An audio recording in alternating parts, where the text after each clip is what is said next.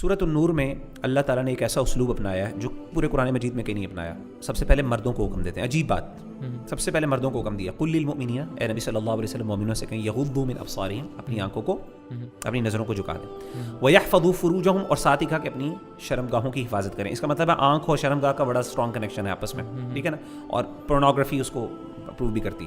قل للمؤمنین, مومنین کے اندر جب بھی اللہ مومنین کی بات کرتے ہیں اس میں فیمیلز بھی آ جاتی ہیں, ٹھیک ہے نا, یعنی مومنات کہنے کی ضرورت نہیں تھی. اللہ تعالیٰ نے اگلی آیت میں اس کی امپورٹنس اور اس پہ ایمفیسس کے لیے اللہ نے ایگزیکٹلی وہی انداز اپنایا. اللہ نے فرمایا اگلی آیت میں دیکھیں, قل للمؤمنات, اے نبی صلی اللہ علیہ وسلم مومنات سے کہیے.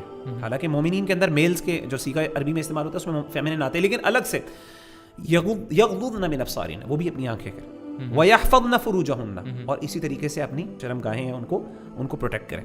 وَلَا يُبْدِينَ زِينَتَهُنَّ إِلَّا مَا ظَهَرَ مِنْهَا, اور اپنی جو زینت, اپنی جو بیوٹیفیکیشن ہے, یہ جو اڈورنمنٹ ہے, اس کو لوگوں کے سامنے ظاہر نہ کریں سوائے یہ کہ جو نیچرلی ظاہر ہو جائے. آپ صلی اللہ علیہ وسلم کی حدیث سے آپ نے فرمایا کہ ہر بنی آدم کے اوپر زنا کا کچھ نہ کچھ حصہ لکھا ہوا ہے, أَدْرَكَ ذَلِكَ لَا مَحَالَةً, وہ ہمیشہ اس کو پائے گا.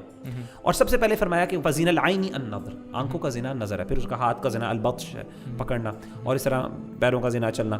آپ نے فرمایا کہ شرمگاہ جو ہے, وَالْفَرْجُ يُصَدِّقُ ذَلِكَ أَوْ يُكَذِّبُ, شرمگاہ کے ساتھ آپ وہ زنا کرتے ہیں تو اس ٹائم پھر کنکلوژن ہوتی ہے, لیکن زنا آنکھوں کا پہلے. امام نے قیم کہتے ہیں کہ سب سے پہلے اللہ تعالیٰ نے, اللہ کے رسول صلی اللہ علیہ وسلم نے بھی, اور اللہ تعالیٰ نے آنکھ کی بات کی ہے. آنکھ سب سے بڑی, نظر آپ کی گیزنگ, اسی لیے آپ نے دیکھا قرآن مجید میں اور ہمارے اسلاف نے نظر کی حفاظت پہ بہت ڈیٹیل میں ایمفیسس کیا ہوا ہے. اور مزے کی بات میں آپ کو بتاؤں, قرآن مجید میں اللہ تعالیٰ نے یعنی جنت کا جو ذکر کیا نا, جنت کے اندر سب سے بڑی نعمت انسان کو اس چیز کی ملے گی, اللہ تعالیٰ سے ملاقات کا موقع, ان کو دیکھنے کا موقع, اللہ کو دیکھنے کا موقع, دیکھنا, نظر.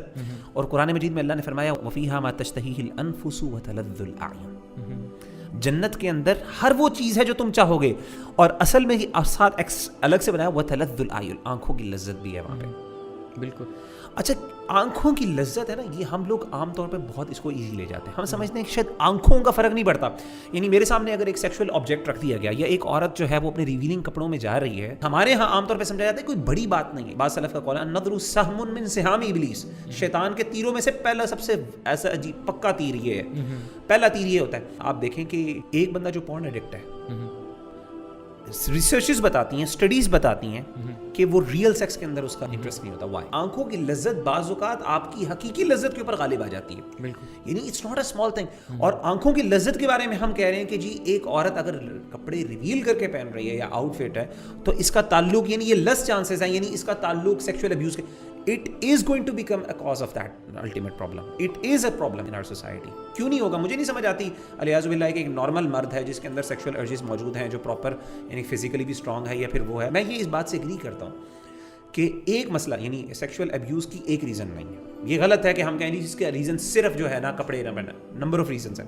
پورن بھی ہے, میڈیا کا ہمارا جو ہے بہت بڑا رول ہے. You cannot disassociate that with it. I think this is something that we all can agree upon. It's something very reasonable.